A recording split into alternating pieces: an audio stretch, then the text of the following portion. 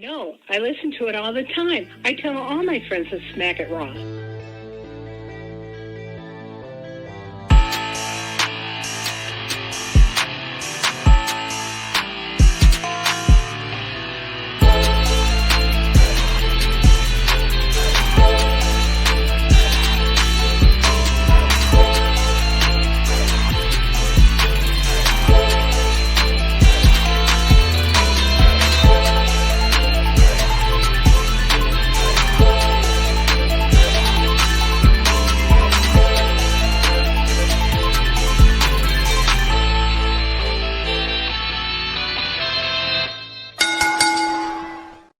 Following podcast contains mature content. The views and opinions expressed by the host are not necessarily those of the host. Listener discretion is advised. Ladies and gentlemen, welcome to the number one wrestling podcast on Pornhub, the Smackin It Raw Podcast. I am your host, the patron saint of podcasting, the Warden Mad Ritter, and I am here with my co-hosts this evening. We are, unless Vince does show up within the next 9 minutes, like he said he might, currently tied 2-2 in the Pornhub Poppy race. It is Katie, host of the She-Lead Showcase Inside the Mind of In the Crowd and Storytime with Miss Katie Kinzy, baby. Hey. And the purveyor of botch spots and chair shots, host of, Nerdy News at 420, botch spots and chair shots. He also kind of runs, he's like assistant manager to Allison with Rivet City Radio, but we'll give him, owner of Rivet City Radio. And he's a chef by trade and a mark by choice, and one half of the DP Bros, even though we're both drinking Coke tonight. We're both drinking Coke tonight. The Will Gray. Hola, Mateo. Katie, it's good to see you, dear. I hope you guys are doing well. Well, Katie's not having a good day with her Mountain Dew, but Snipey Snipe says he drinks Dragon Piss too. And I do too. So I don't. However, I noticed when, I don't know why I didn't think of this, but I was like, oh shit, I matched the logo tonight, like the Smackin It Raw logo, because we got that black background with the Chicago flag. Now I got to see if maybe I can get Vince to put the CM Punk fist somewhere, like above the skyline or something in the back, like the moon. I don't know. But, yeah, we're all kind of matching. It looks like Will has a blue shirt on under his black hoodie. I've got my purple Macho Man shirt on. Oh, okay. Katie's got a little bit of blue hoodie on. I'm black and blue and red as always. Allison loves Dragon Piss as well.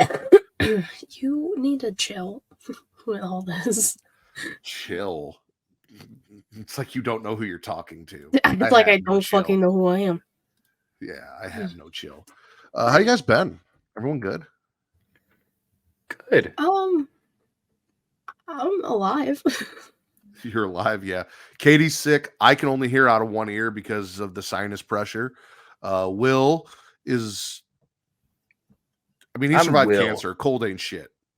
Oh no, I'm in single digits. It's 8 degrees right now outside of Nashville. We still have snow for the first time it's been a long time since we've had snow that stayed around this long. Hi, Shadow. So look at these beautiful ladies. Look at these beautiful I mean, ladies. you gotta do the thing with the titties. Come on now. Well, that's what they're here for. Just be happy I don't have them out. Yeah. So I posted some things on TikTok today, and Katie was asking me about them. One of them, we'll get into a little more, the whole the Bang Bang Scissor Gang, which is my front runner for title for tonight. We'll talk about later. But I told Katie I'd save the story for the podcast. So randomly earlier today, I decided to teach Zoe rock, paper, scissors. And she has not quite got the concept, but she really likes the idea of going rock, paper, scissors, shoot, and also adding things to that. So for a while it was rock, paper, scissors, milk. And I was like, what does milk beat? And she goes, chocolate. And I'm like, okay, what does chocolate milk beat? And she goes, strawberry. And I'm like, well, that's a fair assessment. I can't argue with that. I didn't know those things were part of it. And look at that. I think he heard me say that it was a tie game, and he's just like, fuck it, I'm not going to let that happen. So now I got to edit this. Can you guys hear me? Yes. Yes. Okay, cool. No, actually, I was watching the stream while I was getting set up. I was trying to set up my actual Wi-Fi to get it like a LAN cable connected. So if I get choppy connection, I might leave and try a different room in the house. But this Okay. is what will be my soon-to-be office, like As podcast long as studio. you're here for the majority of the episode, you'll get credit. If you miss the majority of the episode, I'm not crediting you 3 appearances. There's no race. There's no race that's been Who fucking sanctioned, thinks? by the way.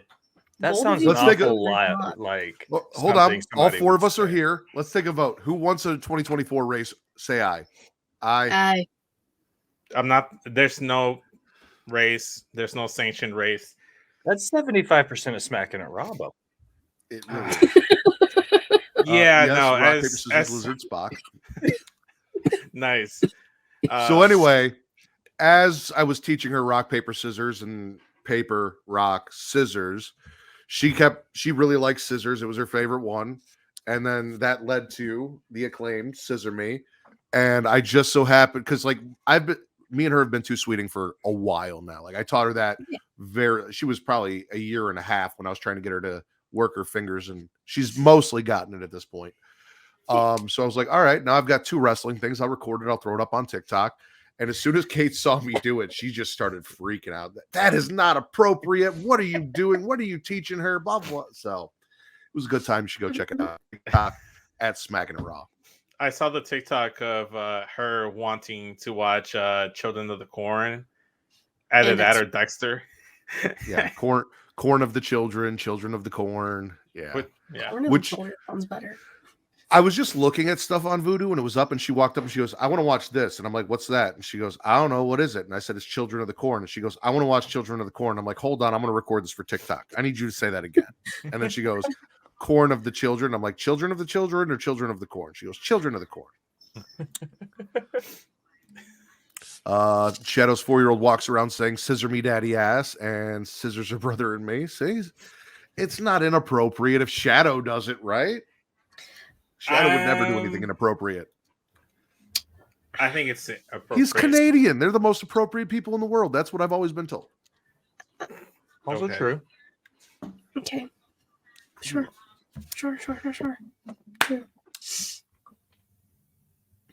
With all that said, I want to thank everyone who's joining us live, whether you are joining us at youtube.com/creationworld, where it is free to like, to subscribe, to comment. Will, what does that do?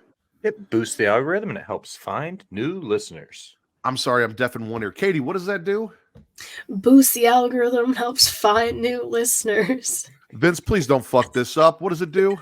Boost the algorithm and help find new listeners. That is all correct. You guys are fantastic. And this is a Katie exclusive. What am I? A whore.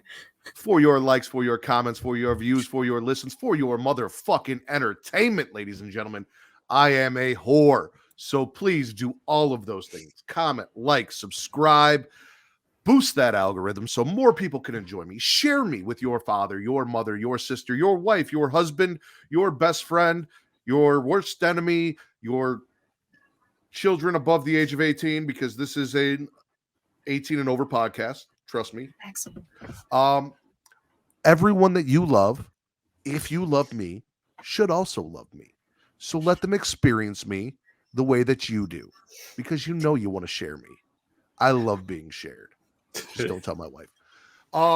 With all of that being said, I also want to see you flick that bean. Hit that notification bell up top. Get notified every time we go live, whether it's Monday through Friday for the Creation Conversation, every Saturday at 11 p.m. Central, midnight Eastern for Smackin It Raw, and every other Sunday, including tomorrow night, when we are doing Getting Offed.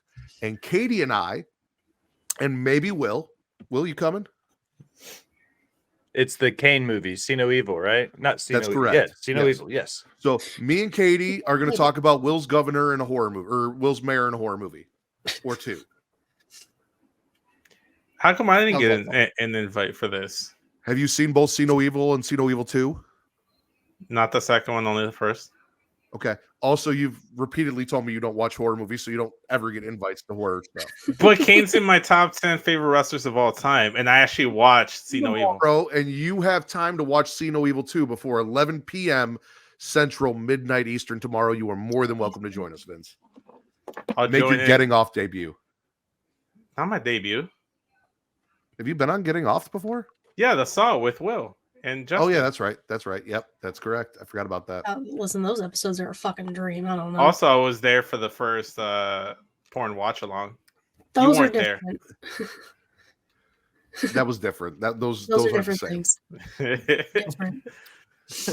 Those watch-alongs are like fever dreams. Those watch-alongs are fucking ridiculous. Well, since we're talking about them, if you guys want to check out the watch-alongs, pornhub.com/model/creation world, where you can find most of our content there that you're already watching, whether it's live or pre-taped, but also 2 exclusive watch-alongs, the Texas Dildo Masquerade and Evil Head, both of which are 2 of our top most viewed videos on Pornhub. It is The Rack, it is Katie, it is Will, and Just, and I guess Vince was there for a little bit at one point, if I remember correctly, at the end. All sitting down, Mystery Science Theater 3000ing porn parodies to horror movies. It is a fucking blast. If you have not checked it out, go have a laugh and bust a nut, because that's the whole goal of what I do in podcasting, is to make you laugh and make you come. Please go do both. You guys can also check us out at twitch.tv/creationworld, where if you have an Amazon Prime subscription, you have Prime Gaming. If you have Prime Gaming, you get a free sub every month on Twitch. All you have to do is link your Twitch account to your Prime Gaming account, and that's done on your computer. And then on your computer, you also get that free sub. You use it, and you give it to us, and you support us. And if you don't want to give it to us, you give it to Katie, and you support Katie, who's been accepting subs since 2005. But this is just officially online. And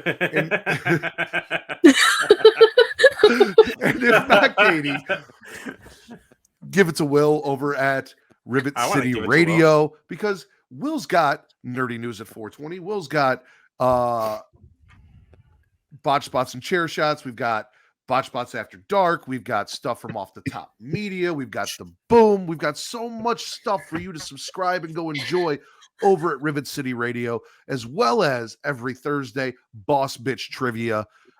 Go check them out. They deserve your sub. I deserve your sub. Katie loves subs. They're her favorite thing in the whole world. And we're not talking Subway. So give them to any one of us and support your favorite content creators. It costs you absolutely nothing. You're already paying for that Prime subscription. There's also a shit ton of comments coming in. Yeah, there's a lot. Too many. 18 plus podcast. I'm 37. I don't know if I should be watching this. You're fine, Metal Mike. You're good. You've been here before. Seen both a long time ago. I'm assuming he means the Pornhub parodies. They're No. Oh. Definitely know what he's talking about. What, You know, like See No Evil 1 and 2. Oh, okay. those Things we're talking about tomorrow. maybe those 2. Just give it to people who actually care to make content and not be a robot with a spin. Like us. Sorry, I'm just. Well, if you haven't seen Texas Dildo Masquerade and Evil Head, I recommend them. And I know exactly where you can go watch them, and in the most enjoyable way possible. See, there's only one that like I really enjoyed, and it's never going to see the light of day, and it still pisses me off to this Still fucking working day. on Travis with that. Listen, he's difficult. All right, It's never gonna. It's Pornhub's never. I'm never. It's fine. No, it's fine. I'm fine. Obviously. You know what else you are? You're in the spotlight because it's news and rumor time. Hey, that's me. All right. So, obviously last week I was not here. I was on a booze cruise. Kind of enjoying my time. Definitely was better last year. But I sent Matt some things for news and rumors, one of which was Dark Side of the Ring coming back in March. Now, we have an episode list of the episodes that will be coming starting in March. I'm assuming these are in no particular order. Kurt Angle, his past with drug and alcohol addiction, so Perk Angle. Brutus the Barber Beefcake, Harley Race, Buff Bagwell, Chris Adams, Sandman, and Black Saturday. And then it says, when Vince McMahon purchased Georgia Championship Wrestling to get access to the TBS time slot in 1984. I don't know who Chris Adams is. So Chris Adams is a British wrestler that I only know because he trained Stone Cold Steve Austin, and it's in Stone Cold's book. He also wrestled in WCW. He's there actually in 1998. I've seen him like 2 or 3 times, but that was it. Oh, cool. Okay. But those are going to be the episodes. Shadow didn't know about the Black Saturday thing, so that's cool. I also didn't know about that. I know that their goal was like, we need more dark shit because everyone felt like the last season wasn't dark enough. And then they had to compete with Will, who's doing his own thing and getting super dark. So like they had to step their game up. So yeah, no, I'm interested. We'll see how it goes. I'm just bummed I can't watch them live. I either got to go watch them on YouTube or I got to wait till the whole season drops and then binge them. So yeah, I mean that's fair.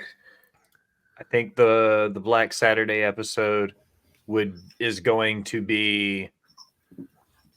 I think it's going to be eye-opening for a lot of people because they don't realize Vince McMahon showed up in WCW substantially earlier than 2001 for the first time and everything that happened there. And a few of the other people you mentioned have really interesting stories outside of the ring, like Brutus the Barber. Like getting into his story, he's not just another like drug and alcohol story, but he is. But it's like they're going dark and they're going to get into stuff now that's not just wrestling dark. It's going to be like real life. Oh shit. Like it's going to be pretty intense. When I saw the list, I was like, okay, so they, like Matt said, they went from not being dark enough to being like, oh God. Like, which like, I feel like last season they went like kind of like they obviously not like first like 2 seasons dark, but like there wasn't like bad. it's like going from House of Black and AEW to Ministry of Darkness strapping Stephanie to a symbol. Okay. If that makes sense. Crucifying Stone Cold Steve Austin. yeah. I have some things to say about House of Black tonight. We'll get into it. What else you got for us, Katie?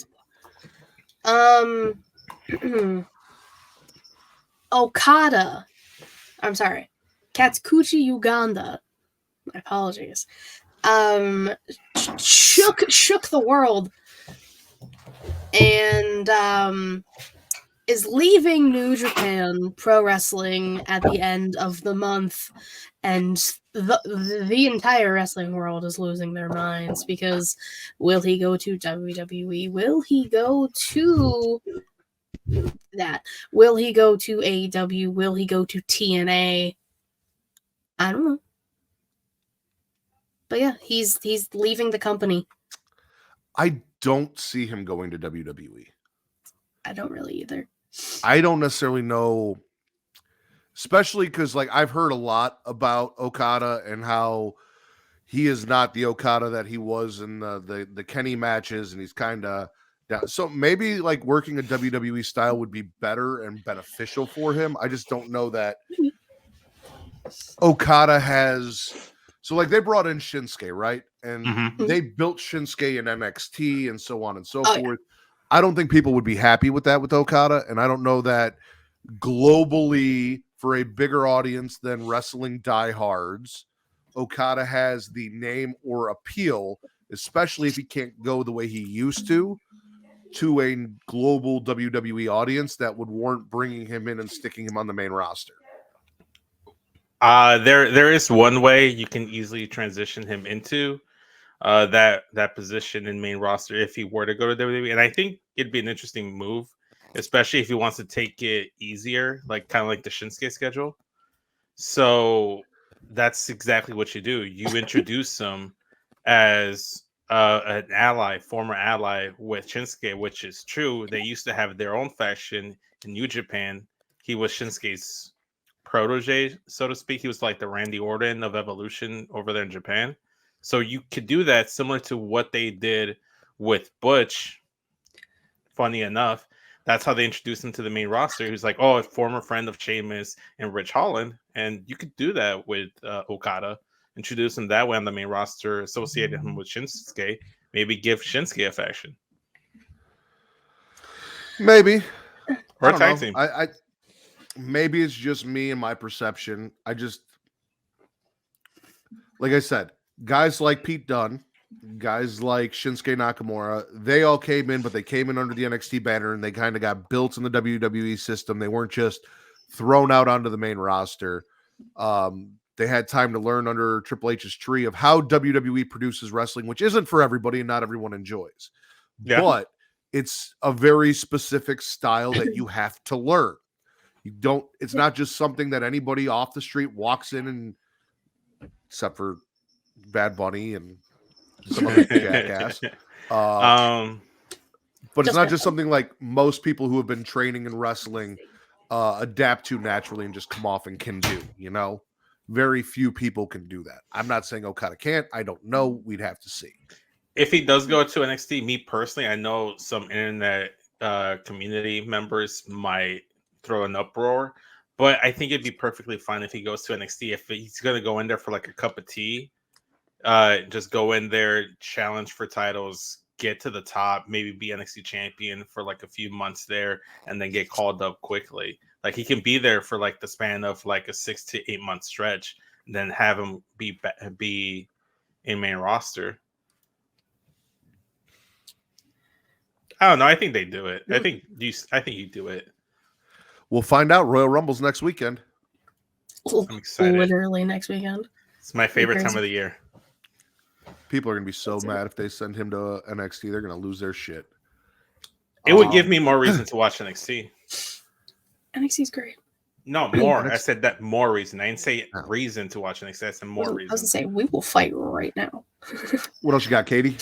A24 is making Kevin Von Erich, Zac Efron action figures, and it looks kind of cool.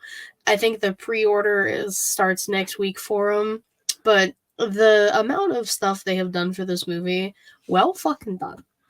People. Adele loved Iron Claw. It was her favorite movie. Really? Adele's a fucking genius. That's why. I love her. And I saw someone tweet her, what are you doing WrestleMania weekend? I think it was Jesus. It was Jesus. Was like, yeah. That sounds like a Jesus. Also, shout out to Noob and Dominic, who are joining us in the chat as well. How you doing, guys? Bakley showed up. Bakley. Wait, is it Bakley, not ELY. Or maybe it is ELY. I don't know. I can't ever fucking remember. I spell his name wrong every time thinking I'm spelling it right. It is what it is. It's okay. He'll put it in the chat. Yeah, I'll put it in the chat. Seth Rollins has a torn MCL and a partially torn meniscus that happened during his match on Monday night. Allegedly, he will be addressing his health and things starting the show on Monday. Listen, Seth has probably some of the shittiest timing when it comes to getting injured, and it sucks, especially if he can fully recover and he's Gucci and doesn't have to take a shit ton of time off and can come back for Mania. Well done, sir. But this is the thing that always happens is these wrestlers try and push themselves too hard to get cleared faster and end up hurting themselves again. Charlotte got surgery like 2 weeks ago and is fucking like trying to walk and shit again. Like, please slow down. Yeah. Especially because your knees are very temperamental. So I don't know. There's always been this thing that you hear about from wrestlers where they talk about, like, if you're off TV, you're forgotten about, right? And that's like the biggest fear is, if I'm gone long enough, when I come back, will anyone care? Will anyone remember me? And there are some wrestlers where you're like, oh yeah, I forgot that they were still here. Like, I forgot, blah, blah, blah. But you're always excited when the music hits. Like, you remember them. You know, Oh, yeah. I can't think of a wrestler that showed up and I wasn't excited when I heard their music hit that was gone for a while. Certain wrestlers like Alexa Bliss, Carmella are always on my mind waiting for those comebacks, even though I know they got yeah. babies at home and it might be They a have while. babies. You know, it is what it is. But like, we know Elias isn't with WWE anymore, but like when he did his comeback, or Rick Boogs after his injury, stuff like that, he Yeah. popped. Like, there's no Yeah. reason to rush. Get fucking healthy. And especially names like Seth Rollins and Charlotte, we're not going to fucking forget about you. We're not going to not pop for you when that music hits. I mean, if like someone like a Dolph Ziggler were to return, I don't think like that would really matter. You know, someone like a Jimmy Wang Yang. I think like those kind of people can be. I forgotten. pop for Jimmy Wang Wow. Yang. I pop for What Jimmy happened Wang to Yang Jimmy too, but Yang? people would forget. Like I'm saying, like lower level of the card OGs wrestlers remember. would get forgotten. Oh my god! But even then, Sharp like remember. when their music plays, you're gonna pop for him. If Tozawa got injured tomorrow, and in 6 months his music hit and he came out doing that stupid little dance, you know people are gonna pop. I wouldn't pop initially, but if you started doing Don't the hate the dance, Wang. I'd pop.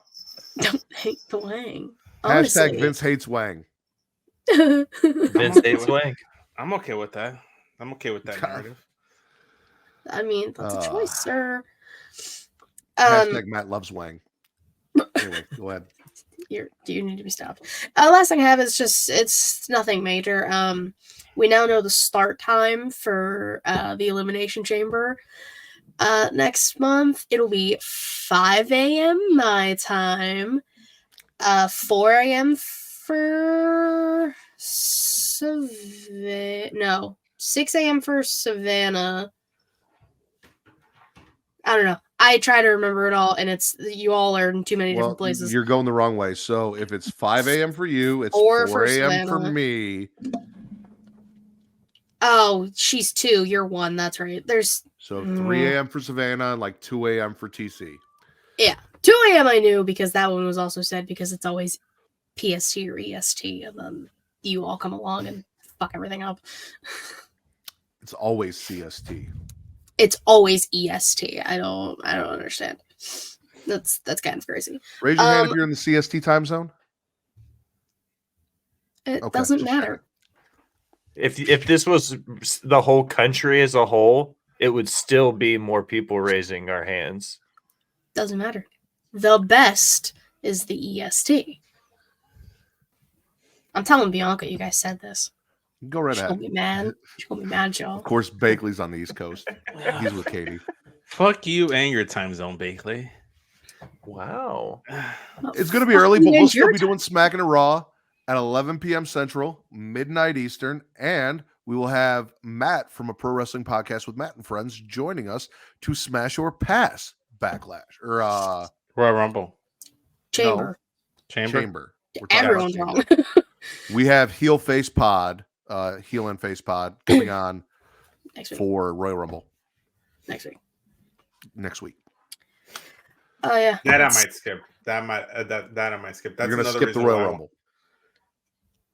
Yeah, You're because gonna I'm gonna rush be home. at my parents' house with my siblings watching it, and I don't want to rush home to try to do the podcast unless you want me to record while I drive again.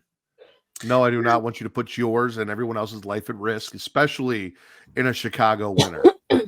Exactly. Yeah, let's not do that. I mean, we could try just for shits and giggles, see what happens. No. Butterfly effects, you know. No, I have something for a butterfly effect tomorrow for news and rumors. Okay. Is that all? There That's you go. all I had. Yeah. No. Then, If something else ladies and happened, gentlemen- I wasn't paying attention. So No, I think we spent enough time on news and rumors. Let's get into our spits or swallows for the week. I alluded to it at the beginning of the show, so I'm going to kick it off.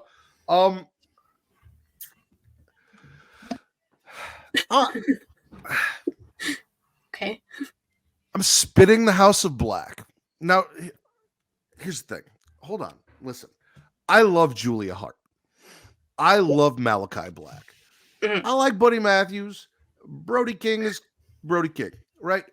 But for what I enjoy in my pro wrestling and for what the potential that this group has to give me what I enjoy in my pro wrestling, they're not delivering. It is literally just a group of people who come out and wrestle with a cool entrance, and that's it. There is nothing dark or black. They're not kidnapping people. They're not sacrificing it. They're not doing anything that I'd want them to do. They just come out every week and wrestle, and occasionally the lights go out and they show up in the ring and they go out again and they disappear. Like, that's the darkest, creepiest, scary. And that's not for me. That's not what I enjoy in my wrestling. I like the added drama, the extra bits. I like more production than just guys coming out. There are plenty of guys that just come out and wrestle in tattoos with cool music and an entrance, and that's all the House of Black is really giving me at this point. Is it's a group of people Matt that come did out that and in wrestle. his backyard. I did do that in my backyard. I didn't have Exactly. tattoos at that point, but I did do that in my backyard. In my mind, you've had tattoos from birth, just like R-Truth was able to speak from birth. So that's... And it sucks because I love the majority of the people. Like, I've said my piece on Brody King. I feel like for a guy that size, he should be hitting a hell of a lot harder than what it looks like he's hitting in the ring. I don't feel like the impact's there on a lot of his stuff, and that kind of bothers me. It doesn't mean he's a bad wrestler. It's just what I want to see out of him. I don't think that the momentum is there behind a lot of the stuff that he does. And if he made it more impactful, I would be behind him a lot more. Outside of that, I mean, he's great. He did great in the IHOP Classic. Red Robin International Pancake House, Pancake House, Red Robin tournament. Yeah.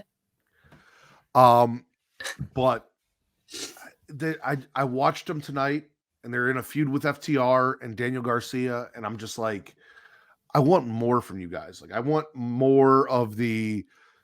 I want to see you guys like the shit that we got with MJF and the Devil and Adam. Like, I want more of that from them because Malachi is creative as fuck. Julia Hart is amazing and could be doing some really fun, cool shit.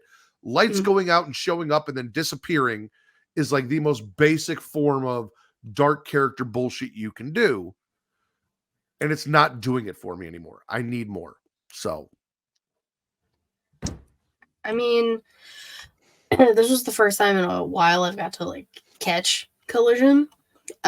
So I haven't seen a lot of stuff recently. The last thing I remember them doing that was like kind of creepy-ish was when they were first targeting FTR and they were like burning pictures of one of their like families and shit because that's satanic and stuff. That was a few weeks ago. I don't know why they're not now. Also, yeah, I did forget to kind of mention the ring systems are back. Whoops. I had it in my spits and swallows. I'll get to it. Oh, okay, cool. Vince, spit or swallow. I'm gonna take us back to yesterday on SmackDown. One of the early things from the show. We finally got the one thing I've been bitching and moaning and complaining about in terms of programming with a specific returning Ruthless Aggression era member of the roster. Carlito finally came out to the ring with his fellow LWO cohorts in an LWO shirt. Black tank top cut off. That's the biggest swallow for me this week, just for the simple fact that I've been complaining about it. I hate it back in the day during the Nexus era where John Cena was forced to join the Nexus, but he was still rocking his purple Barney like gear and not wearing the Nexus t-shirt. It bugged me to no end then. Like if you're in the faction, wear the faction t-shirt or wear a faction adjacent t-shirt. Imagine if like Rhea Ripley was out there, but she didn't have any Judgment Day stuff. Like, or like if a podcaster went to a show and only got the sign from a different podcast on air, not the podcast that he's on officially. I'm on the Get Show podcast officially. I got my flag in the bio. Regardless of the why fact. he wants a race. Anyways, back to my point. Swallowing Carlito wearing an LWO t-shirt. I love the trios match they had between LWO versus Legado del Fantasma. They finally officially dubbed Angel, Humberto, and Santos as Legado del Fantasma. Loved it. It was a good match. Fantastic. Joaquin Wild, when he hit that turnaround DDT bullshit thing, fucking fantastic. Great match. Loved that they got the win for Santos and everybody. So swallowing everything LWO Mexican adjacent on SmackDown. Minus Bailey, but I'll get to Bailey. All right. I'm not against it. I like seeing. I still need Paquete de Lobos LWO announced. I'm gonna need that. But other than that, yeah. Can we make that into a shirt? Paquete de Lobos. You talk to Travis. I still don't know what's going on with our merch. There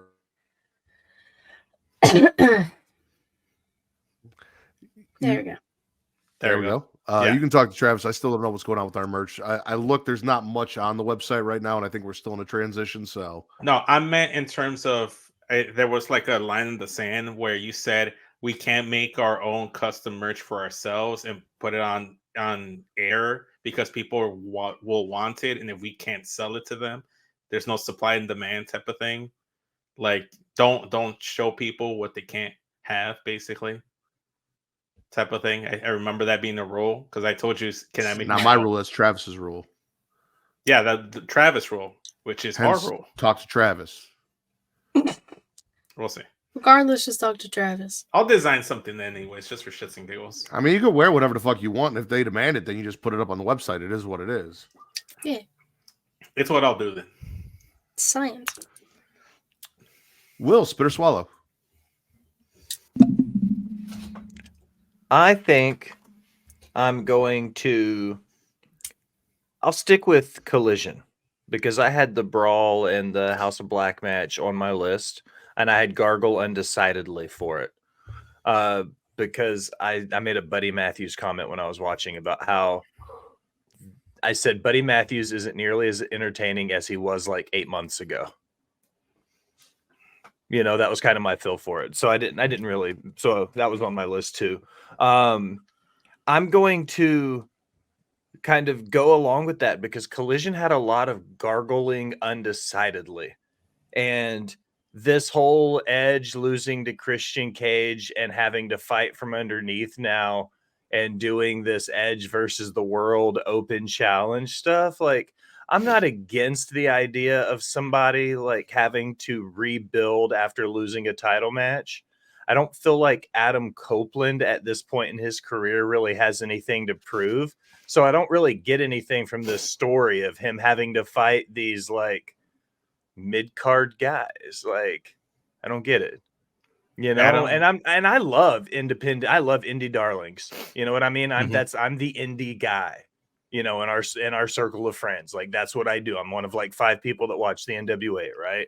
So I don't mind independent. Yeah, one of 5 people. So I don't mind independent stars getting. So you admit NWA is independent? Oh, 100% they're an independent. Okay. They offer contracts to their stars, but I have yet to see an NWA contract that says you can't work other places. You know what I mean? They don't do exclusive contracts like AEW, WWE, even Impact.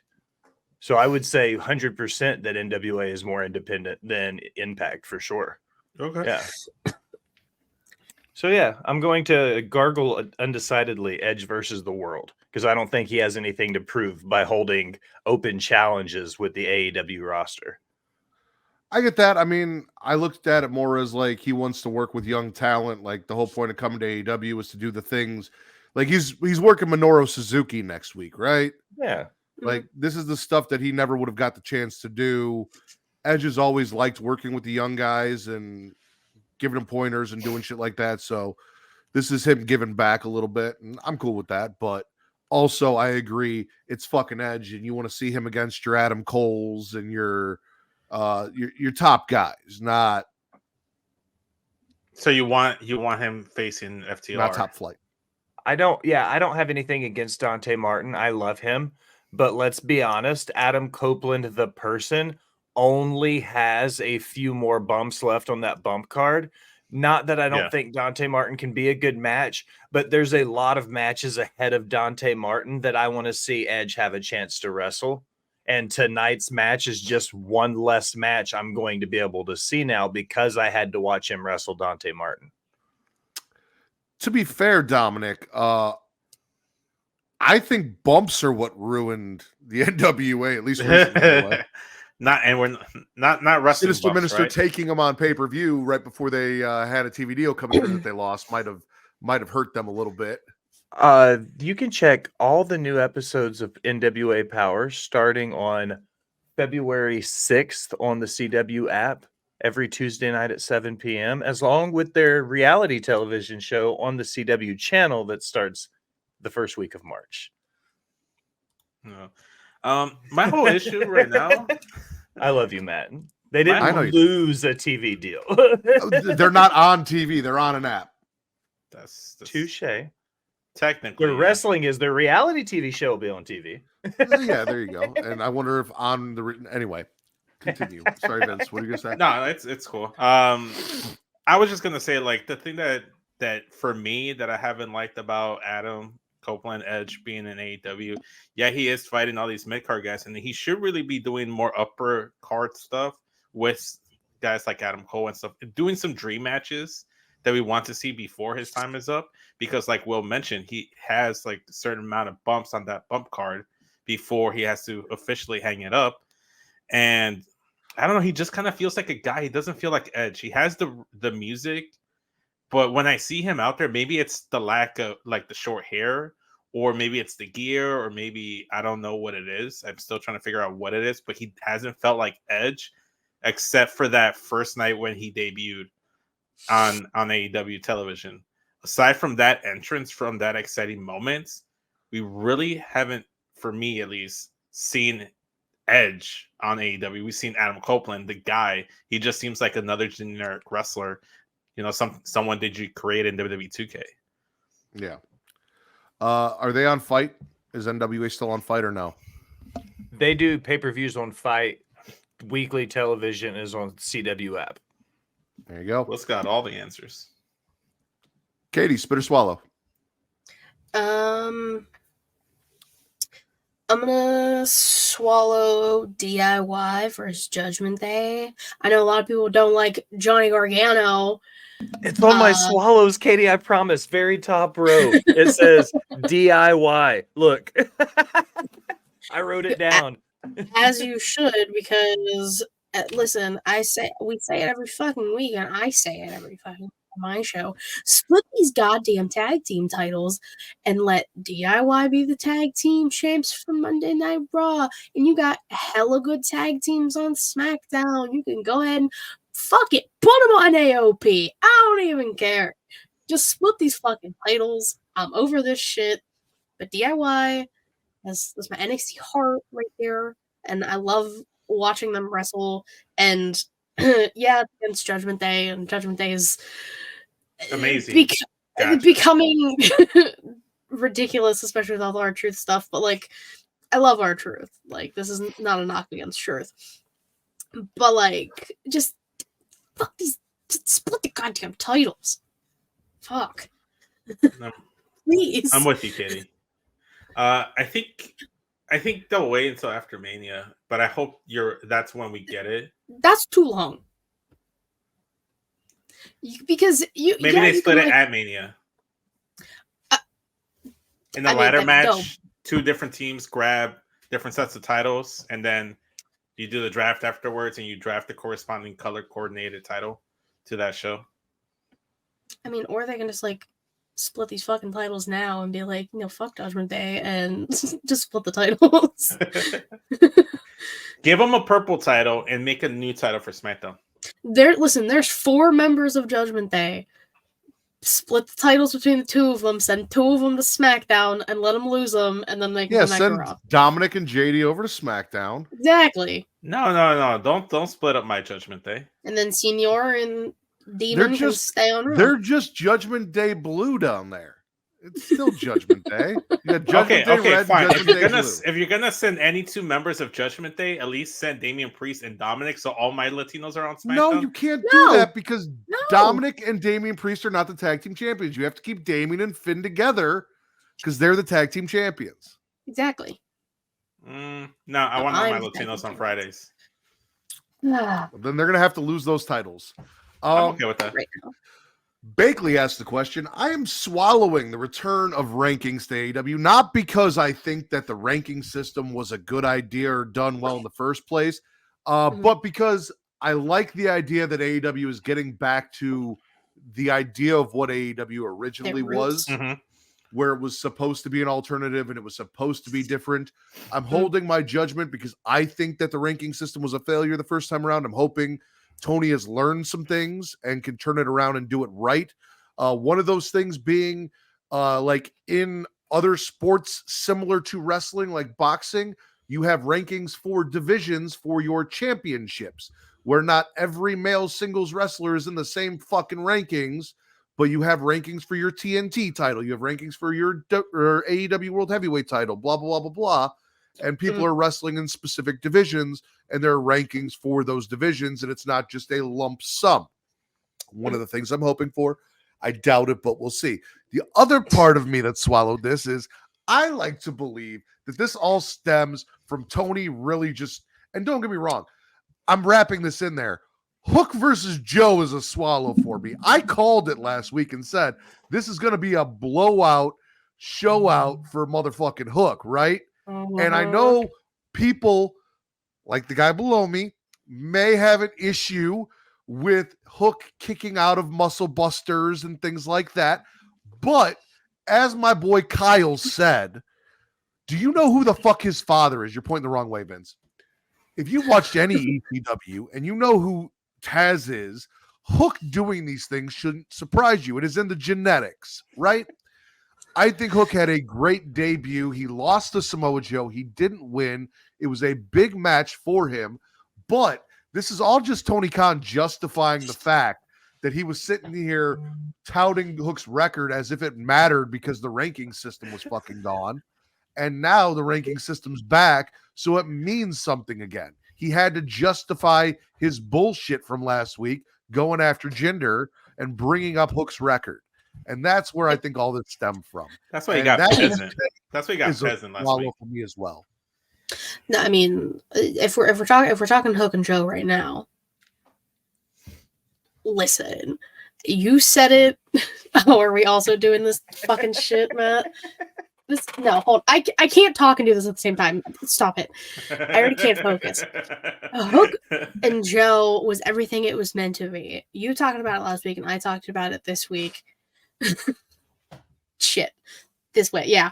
God, stop it. Hook kicking out at the Muscle Buster at 1, even when his dad on commentary said, nope, this is it. Love that. He's done for. Kicks out of 1. He's like, love that. Refusing to stay down after he gets he didn't tap. We have to make that well known. He didn't tap. He just fell asleep for a few seconds. He always sleeps. He's always sleepy. But the match did for Hook what it did for Jack Perry in the beginning of AEW when he was going against Jericho in the very beginning, even though we don't like Chris Jericho, but you have to admit it did what it had to do for Jericho in the beginning. You can even say the same thing for Dante Martin when he was going against all the bigger guys when he first came in with his brother. It's what AEW kind of does. They just have one of the younger guys in mind, and they just throw him into the wolves kind of situation. Same thing with Danny Garcia. I mean, he's gone against Brian, and that alone is a stepping stone. I loved Hook and Joe. A Uranagi through the table in front of your father? Fucked up. Matt, stop. Shit. Where are we going? There. Do I got the right? This is the dumbest side? fucking. This is the dumbest fucking. Can we video. all do a heart in the center of the thing? No. Can we move on? Can I? Yeah, you can shit on my swallow. I want to Okay. shit on your swallow. First Ew. of all, I would like to say that Mateo and Katie, I love you both. Two of my closest friends I've made in podcasting. I'd give you both the shirt off my back. I don't yuck any yums. The reasons, however, the reasons why I'm spitting Joe and Hook are because the same reasons you begrudgingly love me as your friend. Okay? You know I'm an old school wrestling fan. All right. So the reasons why I didn't like it, the big one at the very top of the list is protected finishers. Nobody had ever kicked out of the Muscle Buster up until that point. So you're telling me Hook kicking out at 1 on free TV in this match was the time Joe needed to mess his finisher up? Okay. What if Hook becomes AEW's Brock Lesnar? What if Hook Whoa. becomes AR Fox or Action Andretti or Nick Wayne or any of these other indie darlings he's brought in and squandered over the years? I agree. There is a very big chance of that as well. But there's also an equal chance that Hook just starts, even though he's like 95 pounds, like just starts wrecking motherfuckers, and he is AEW's Brock Lesnar, and they book him like Taz got booked in ECW. And I need to preface that. Book him like Taz got booked in ECW, not like Taz got booked in WWE. I think that looking at it from a booking perspective, though, and I'm sorry, Vince, you can have the floor in just a second. I don't want to lose my train of thought. I wrote down notes for this because I was like, Matt and Katie are going to take me to school if I don't have my shit in order. So taking away nepotism kin away from the ordeal and the fact that if you want to talk about people doing things like paying dues to get where they've done, he really didn't do any of that. The reason why he has the job is because of who his dad is. Okay. And that's neither here nor there. I have gotten more than one job because of the people I worked with or knew before I got there. But looking at it from the booking perspective of your world title, you're coming out of the longest reign in company history, both in combined days and consecutive days. Okay. You have the biggest world title drop in your company's history to Joe. And your first title defense is your champion getting pushed to the limit by a guy who's 180 pounds smaller than he is. And just right off the top of your head, who is the best opponent Hook's ever beaten? Yeah. I can't think of anyone. I just can't think of people in AEW. See, this is where we should drop the ad break and then we'll come back while you guys think about it. No, I'm just kidding, man. The point Jack is like, Perry. okay, well, still to better my point, it took you that long to think of Jack Perry. So your first defense in the title with Joe having it is against this guy who busts the Muscle Buster on free television. Okay. Like, to me, there was a lot of questionable things. My big thing on Botch Spots, no free shout outs, is don't make a wrestling fan ask why. There were lots of whys in this match. I don't want to spend this much longer on Hook, so I'm setting my own stopwatch so I don't take too long. Point number one, that match should have been what Brock versus Kofi was on Fox on SmackDown. It should have been done in like less than a minute. Joe should have squashed them. Matter of fact, redo the whole Goldberg Brock Lesnar Survivor Series match. Have Joe destroy Hook. He is over 100 pounds heavier than him. Not only has the Muscle Buster been protected in AEW, it's been protected in WWE, and it's been protected in NXT and in TNA, Ring of Honor, everywhere. Not that many people kick out of his finisher. Point number two, and I'm gonna throw this at Matt.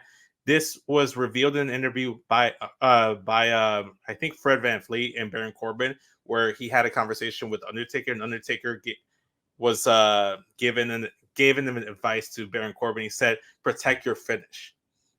So ever since then, Baron Corbin protected his finisher. So if you're gonna if I'm not gonna win the match, if I'm not gonna beat you within the days, I'm not gonna hit you within the days. When he worked with John Cena, John asked him, "What do you want to do?" I'm like, "I know what I don't want to do. I don't want to kick out of your finish, and I would really appreciate if you don't kick out of mine."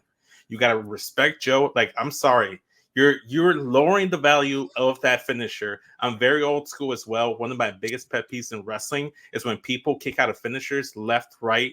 And it's one of the reasons I couldn't enjoy Adam Cole versus Johnny Gargano's, because so many kickouts out of finishers. I know this is sour grapes. I know I'm being very negative about it. Love Hook, I've warmed up to the guy, but he really shouldn't be going toe-to-toe and challenging your champion like he did, especially not kicking out of his finisher. So that's just my 2 cents. I went in less than 2 minutes. I'm done. I think he held his own against Samoa Joe. I'm happy for him. I hope that they capitalize on this. Throwing a quote from things that The Undertaker said means absolutely nothing to me to some other wrestler. If he had said that to Samoa Joe, again, it's Joe's finish. Joe had the okay to do it. He allowed it to happen. That is a Joe choice. I don't like it. It's That's one of the Joe. things that I don't. It's one of the things that I Joe don't and like. take up with Samoa Joe. Idea. You should not That's have why done I'm that, spitting Joe. it. I'm not spitting Hook. I'm spitting. If Joe allowed it, then I'm spitting Joe allowing. I just people love how you're kick like, out of I'm his directing finish. this at Matt. The Undertaker told one guy one time this thing, and it's like, I don't give a fuck.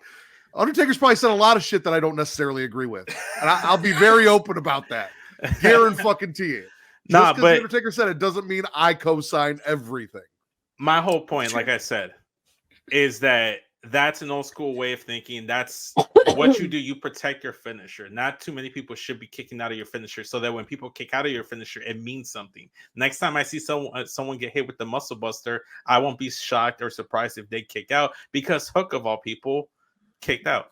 Nothing against Hook, but he's on the lower level. He also hasn't really been using the muscle buster. He's been using the Cohina clutch as his finish because people were getting hurt with the muscle buster. So Hook maybe this is the way to be done with the muscle buster. Hook is the out, I'm not using Krillin it anymore. of AEW, and Samoa Joe right now is their Vegeta, and Vegeta just went toe-to-toe evenly with Krillin.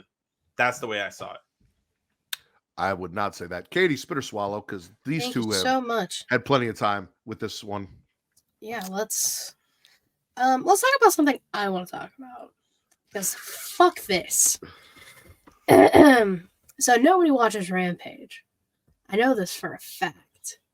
However, Ruby Soho choked out Harley Cameron. And Lord, I see what you do for others. All I ask is that you just direct it to me, please. Now, for those of you wondering, why did Ruby Soho choke out Harley Cameron? It's because Soraya's a bitch and is trying to get Angelo Parker to not hook up with Ruby and to hook up with Harley instead. And exactly, they're setting up Anna Jay to be the scapegoat. How ironic, because she's dating Jungle Boy. And it's some bullshit. But, like, I would just like to be Harley Cameron in that scenario. Thank you for coming to my town. Honestly, I'd like to be Angelo Parker in this scenario, because your options are Ruby Soho, Harley Cameron, and Anna Jay right now. Like, winning. I couldn't think of a better love triangle to be involved in. Or I guess if the center of a love triangle between those three. Yeah, no. Let me get that. I would also like to be choked by either Ruby Soho or choke Harley Cameron, one of the two, in a consensual way. Yeah, we can say consensual. It's fine. Just please, thank you. I'm with you. Swallow. I watched the clip. I enjoyed watching the clip. Harley enjoyed getting choked. I saw that. You're welcome. I sent it to you guys for a reason. You did. So I was like, I can't, this. because it was not meant for your eyes. I feel excluded from activities with the group. That's okay. Well, start watching horror movies, and maybe we'll add you to the horror movie group where that stuff got added. Will, spit or swallow? I'm going to swallow the one thing from TNA this week on my list. And it's topical because I'm going to talk about Nick Namath for a second. So he came out, he did his first promo, swallowing all of it. He talks about how for the first time in his career, this is day one. I'm doing it for the first time with my name. You know, I'm doing it as Nick Namath. As he does his promo and cuts it, Steve Macklin, who is a former Impact World Champion, comes out. He's in cohorts with Eddie Edwards and his wife, and Moose, who is now the Impact World Champion. He steps up to Namath, and ultimately at the end of his promo said, at the end of the day, I'll be remembered as one of the greatest Impact World Champions. And for you, they'll just be going, whatever happened to Dolph Ziggler? And to me, I was like, damn, dude, that was awesome. And they've gotten some amazing, thank you for following me up there, Bakley. Like, they've been getting some killer views on YouTube and stuff. They just need a really great TV deal now, and we could have a 3-horse race, guys. I think TNA's got some killer product out there doing some great stuff. And Nick Nemeth being there, Moose being their world champion and building on that, the X division with, Chris Sabin and those guys, like, TNA's, it's there. Just have a little Rascal faith. Members in there for the X division. 3 of the 4 Rascals are there. Mm-hmm. No, I'm with you. I was all with you until you guys started talking Rascals. And you lost me. I love everything about TNA right now. I love the presentation. I love like the aesthetic, the new championships. I also saw that line about like with you, they're gonna wonder whatever happened to Dolph Ziggler. I thought that shit was funny because we just literally talked about that at the beginning of the episode about wrestlers being gone after injury or whatever. No, I'm with you. I'm swallowing Nick Nemeth. I'm excited to see what they do because look what Trent did, and look what Nick can do. So we'll see. Maybe he'll be TNA champion. Maybe he'll be X Division champion. Hopefully, it's more about what they can do for TNA and not what TNA can do for them. Yes, because as much as I love Trinity and I think she's fantastic, and TNA has a fantastic women's division, she did not bring TNA to a new level as far as views and everything like that. And she's leaving on the cusp of them maybe getting there. Possibly. Rumor has it. TNA helped her raise her stock and keep her stock high. I'm hoping that now we start raising TNA stock because it needs to come up from where it's at. They need solid, like, consistent players in their roster like they did back in the day. Like back in the heydays of TNA, you had the AJ Styles, you had a Samoa Joe, you had veterans like Kurt Angle, Christian Cage, Booker T, Sting. Like, these are guys that you're like, are TNA guys, exclusively TNA guys. That's what they need. They need to find those people for them. They need Okada. And they're getting it in like next week or some shit. Yeah. They need a better. That's what they need. I need Vince to spit or swallow. That's what I need. Okay. I'm gonna go over to SmackDown. We already talked about the fantastic tag match between DIY and Judgment Day. I'm gonna swallow the rest of Judgment Day content on Monday Night Raw, starting with with Damian Priest looking for R-Truth, and he's in the back counting those fat stacks, bills, all that merchandise revenue coming in, capitalizing on that story. Then Priest is just like, no, I like, everyone's mad at you, like, you gotta stop doing this. Puts the fat stack of money in Damian Priest's hand, changes his tune. He's like, all right, you can sell the shirts, but be chill, be quiet about it. Then later on, you get the little backstage segment in the clubhouse without Rhea Ripley. You get all the male members of Judgment Day there. It's like, for one thing, R-Truth earns for the crew because JD's still hating on R-Truth being in Judgment Day, which is why he's not on the shirt. This is a top selling merch shirt in WWEshop.com. Go ahead and get yours. Use the link tree from Young Kings Wrestling. No free advertisement on the show either. That was great stuff. Then you get the segment in the tag match between Awesome Truth and Damian Priest and Finn, where Finn gets his revenue, his cut from R-Truth. All the money drops on the floor. Melissa was watching this. She actually laughed. She busted it out laughing. So whenever anything on WWE programming makes Melissa laugh, or she genuinely is smiling and enjoying the product, makes me enjoy it that much more. So loved it. The match was really good too. I don't know. I love the goofiness and silliness that's coming with this R-Truth stuff and Judgment Day. So all good shit. I agree with everything you said, except for taking Will's bit about no free advertisement, because we do a lot of free advertisement here for our friends. That's what we do. We And plug it's no YK free Wrestling all the time. shout outs. No We do free those too, a advertisements. lot. But the All of it. joke is I say it even though I do a I know. ton of them. I know. Like that's I know. the- I know. Yeah. I know. Love you, Will.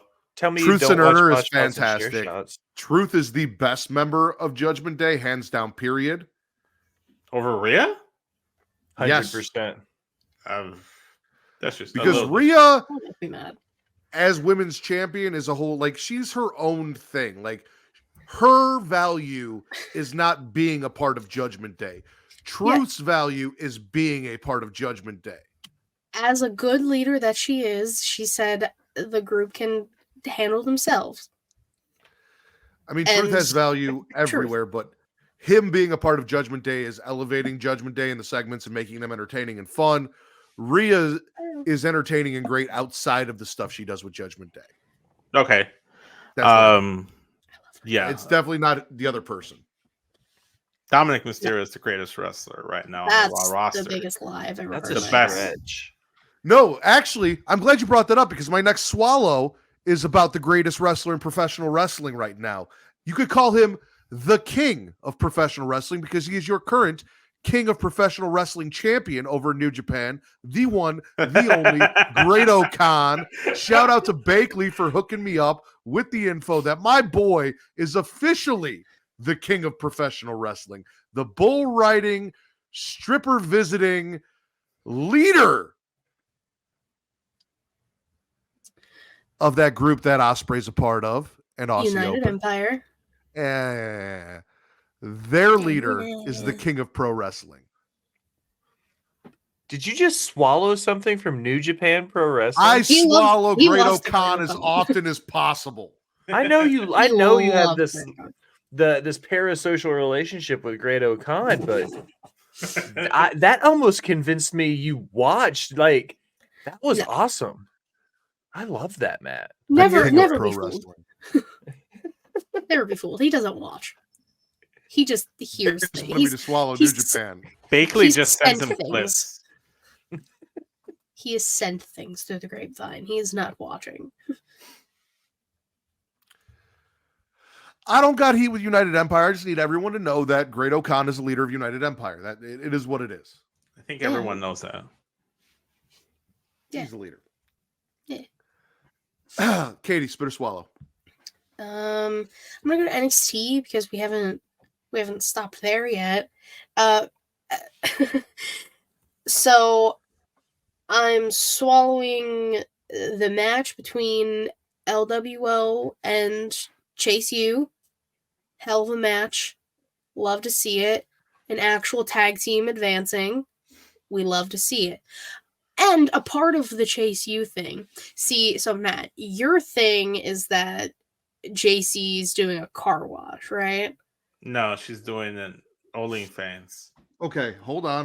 Because hold on. I also have an Wait. idea.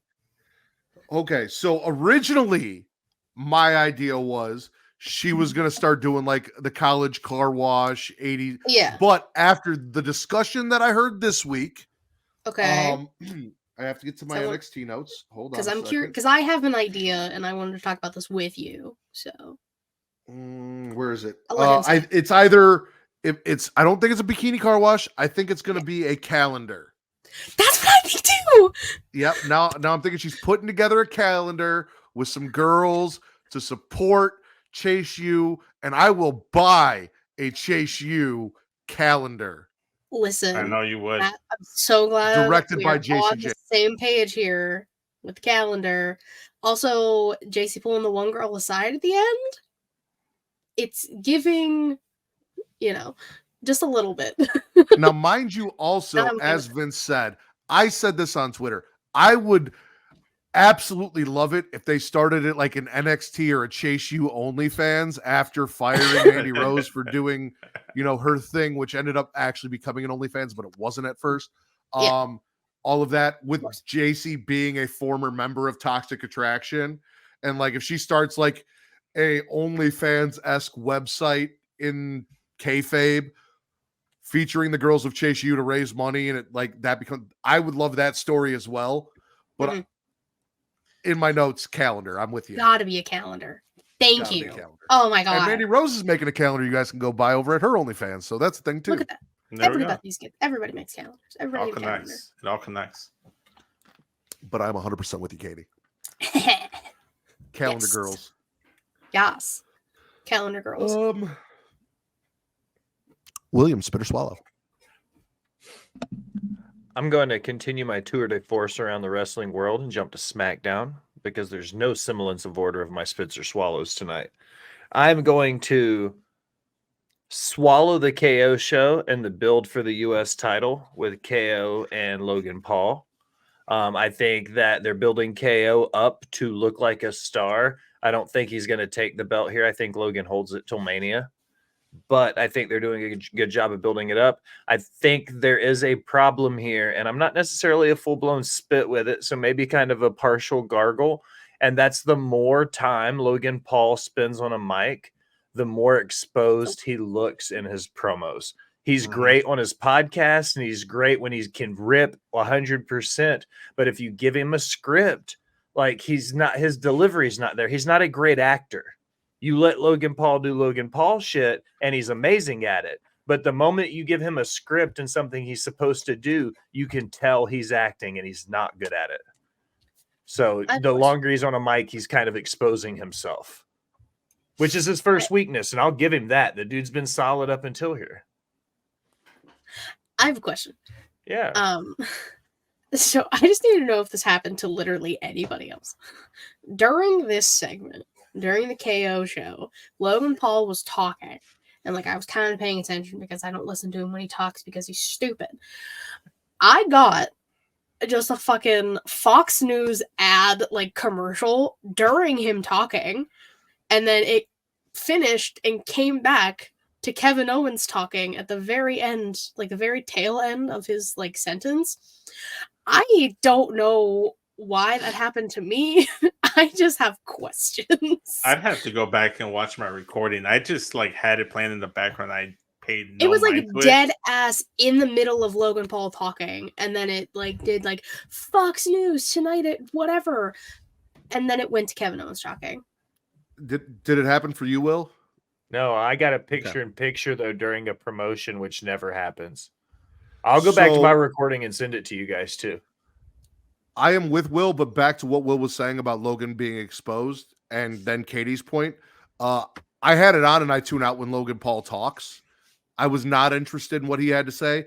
I tuned in when KO talked about how we all think Logan Paul's a joke, and a joke is champion, and all that other stuff. Like, that had my attention. Anything Logan had to say about, he was babbling on, I think, something about, like, oh, and it was just the beginning where he's like, I'm here because of KO, and then he played the clip from WrestleMania, and then after that, lost all interest in everything he had to say. I was done. So I don't know if that happened or not. Maybe it didn't. I just don't like understand. Like, I was like, again, kind of paying attention. I was like, oh, Logan Paul's talking, cool, whatever. I'll just wait until what does Kevin have to say about all this? Because like I'm so excited to hear what Kevin has to say. Because I love hearing Kevin Owens talk because he gets just so mad, and I love it. And Logan Paul was saying something, and then Fox News, and I was like, that's weird. They usually never cut to a commercial like during someone talking like that. That's crazy. And then it came back, and it was like the last 2 lines of Kevin talking, and then he was like, oh, you want me to take off this cast? So I missed things. No, it was honestly the only thing I remember is the stuff at the beginning that Matt mentioned. Then what Katie mentioned about the whole cast stuff. It's like, I won't wear it in our match. Matter of fact, I'll take it off right now. And I saw him hit Logan Paul. And then I looked away, did some stuff, and I looked up, and all of a sudden, Kevin Owens in the fetal position next to the ring steps outside. I'm like, what the fuck happened?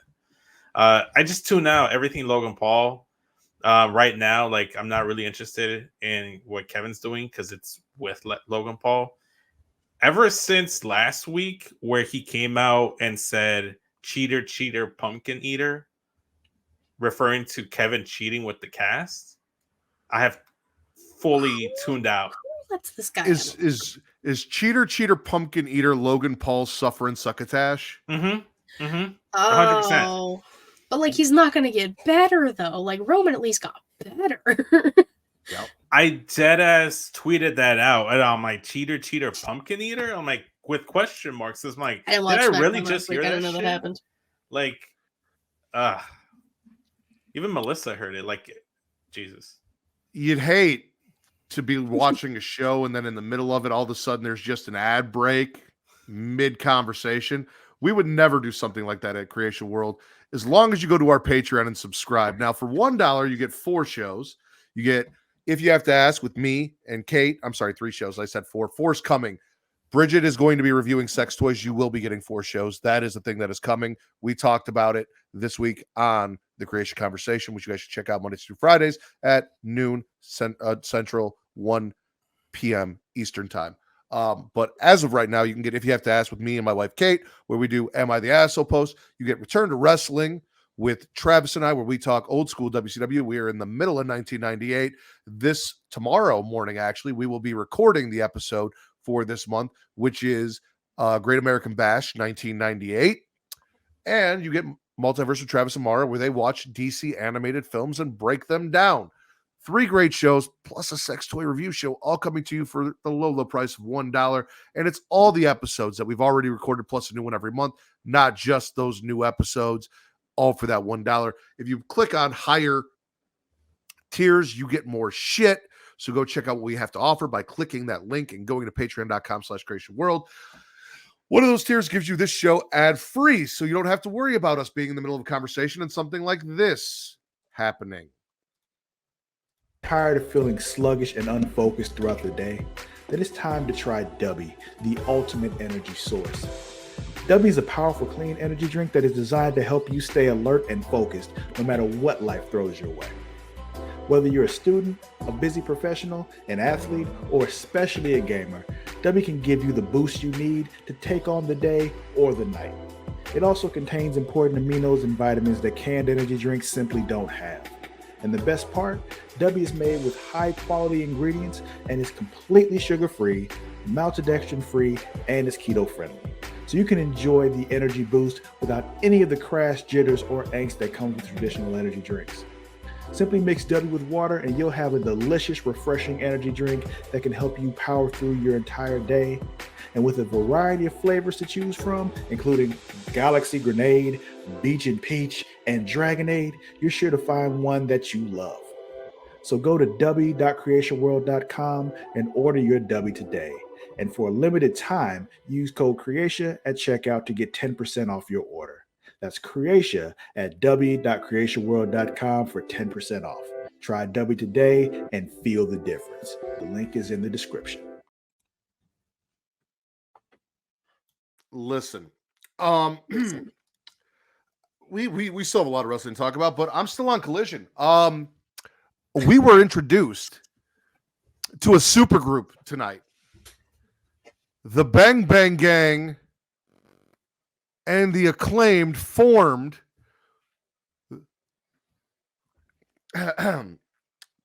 the Bang Bang Scissor Gang. Now, I started off the show talking about the video that I recorded, the scissoring, the whole thing. Fun shit. Only for after that to happen, the Bang Bang Scissor Gang became a thing.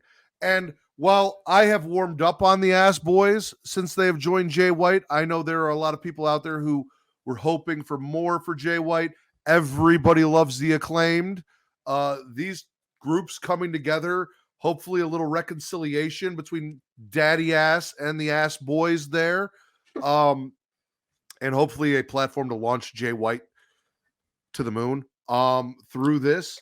Because you have the aspect of the Golden Shower Club as well as the entertainment value of the Acclaimed and hopefully a bunch of great wrestling all mixed in together. Hopefully this does a lot for them. I'm all for the Bang Bangs. Bang Bang Scissor Gang is the most Smackin It Raw-esque fucking thing you could name a faction, hands down, period, and is my top vote for this episode's title. So I am swallowing Bang Bang Scissor Gang. Hell yeah. That happened on what, Collision? Yeah, it happened tonight. happened a few hours ago. Oh, okay. It was, I think it was like Ian Riccaboni was like, mark your calendars. It happened tonight. Yeah, I mean, everyone loves the Acclaim, like Matt said. Diego Luna and the Ass Boys, like, come on. You can't go wrong.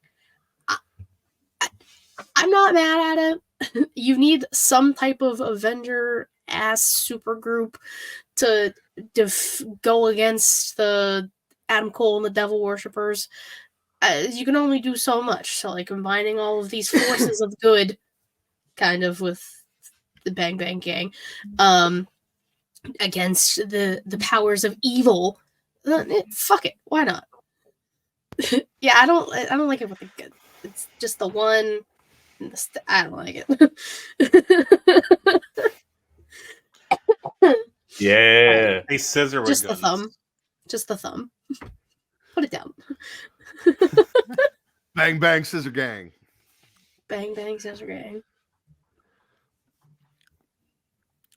Will, any thoughts on the Bang Bang Scissor Gang? I love everything about all of it. I had written down the Bullet Club Gold winning the 6-man tag titles, tying that into this. So yeah, I think coming into it, it's the best way to keep all of those MJF stories that were kind of all intertwined until he got hurt and out of the picture. It's a good way to keep combining all the stories. You know what I'm saying? And in my opinion, it just rocks. You know, it's just awesome. This fucking guy. Whoa. While you have the floor, William, spit or swallow. I'm gonna stay on SmackDown. Just keep knocking things off my list. Things that I know people are gonna like, but maybe didn't spit or swallow themselves. I'm gonna swallow the Bruiserweight Pete Dunne coming back. Them even tying it in. Corey Graves putting in a little bow on it about how Butch was just a temporary nickname when he was with the Brawling Brutes, but he's always been the Bruiserweight Pete Dunne.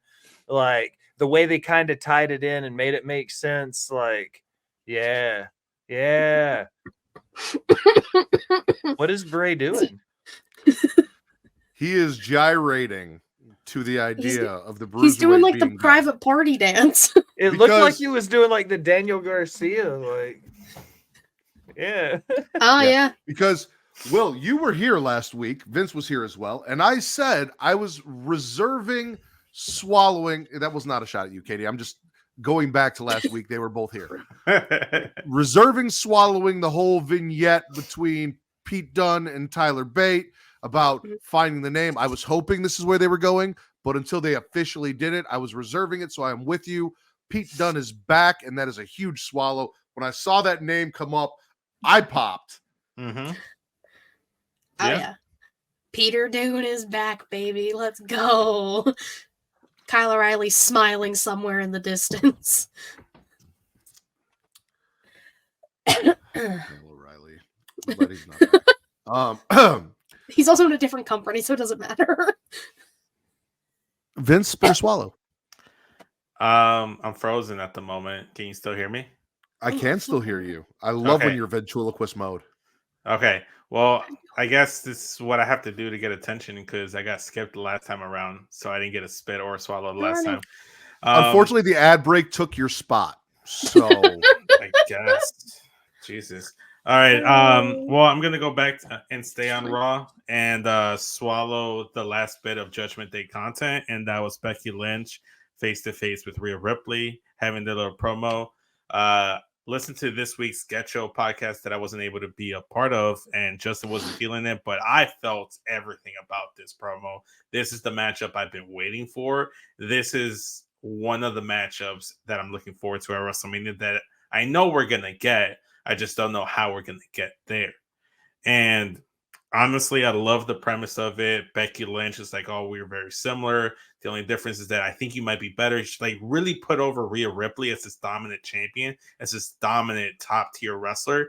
And actually casting the shadow of doubt that she doesn't know if she can beat Rhea Ripley. Obviously, they set it up that like Becky Lynch is like made her attention known that she's going to try to win the Royal Rumble, and when she does win the Royal Rumble, she's going to face and choose Rhea at WrestleMania for that WWE World Women's Title. And Rhea even says like, I'll see you at WrestleMania. So they're planting the seeds for this match, and if we don't get this match, I'm going to be greatly blueballed. But I'm liking everything I saw. I loved everything about this, and I'm here for it. I'm all for it. I don't think she should win the Rumble, but I wouldn't be against it. She's kind of like Cody. She doesn't need to win the Rumble to get to a world title match, but Fuck you. Cody's going to get to that Royal Rumble. He doesn't. There is no way you get Cody from Raw to SmackDown to challenge for that championship without winning the fucking Royal Rumble, and I'm sick of this narrative. Anyway, continue. Well, yeah, there you go. Hey, you're back. There you go. All it took was Matt to get Vince, pissed. I want to agree. Like, you keep dropping things, and I want to agree with you. And then you just keep talking until the point where you say something that I can't fucking agree with. Because everything you said about Rhea. Look, no, don't ruin it. Just don't ruin it. Let me just agree with you. Just shut the fuck up and let me agree with you. Everything you said about Rhea and Becky, fucking fantastic. Agreed. Becky did the old school wrestling thing and put her opponent over as being something. So if she does beat her, it means something. She's not going to. We all agree on that. Rhea's mommy, blah, blah, blah, blah. But like, she built up Rhea, even though she threw in the fact that Rhea didn't main event WrestleMania like Becky did. Dropped that on there, and I know that hurt some feelings next to me. All of this shit was great. I agree with you. I listened to Get You when I was listening to them. Like, it wasn't Rhea, it wasn't so much Becky doesn't have confidence in herself anymore. It's she's acknowledging how great Rhea is, that despite the fact that everything happened with Nia Jax, she's not 100% sure that she can do it. But that's more telling of how great Rhea's been and less about where Becky's confidence is. I agree with everything you said, and then you had to say that fucking Cody Rhodes shit and ruin it. So just leave it be and don't ruin it, Vince, because I want to be on the same page with you. And every time you've done that, you've just thrown one little thing, and it's like, fuck, I was with him, and then he said that. So don't do it. Because yes, Katie. Oh, sorry. Go ahead, Vince. No, ruin it. Katie, go first. You're gonna ruin it. Okay, Katie, go ahead. Listen, I just have one thing to briefly say about all of this. I agree. Of course, Rhea Ripley, Becky Lynch, beautiful kisses. Kisses to both ladies. They're beautiful. I love them both. Becky has the audacity to throw in that fucking jab when we all know damn well Rhea and Charlotte should have fucking main evented, and it was taken from them. It's not her fault, Rebecca. They had the best match of the year in 2023. In my opinion, to this day, I still think that's the best match I saw. Oh, at least I won my main event. Fuck off. Yeah. Rude. Did you have anything else to say, Vince, before I go to Katie? No, we'll just drop it there. We'll leave it there. I love when you make the right decision. Katie, spit or swallow. Fuck up.